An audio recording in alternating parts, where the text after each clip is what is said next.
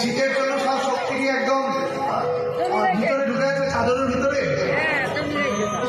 জানি শীতের মধ্যে আপনাদের শ্রবণ করতে অনেক কষ্ট হচ্ছে, কিন্তু এখনো পর্যন্ত যারা বসে রয়েছে তেনারা হচ্ছেন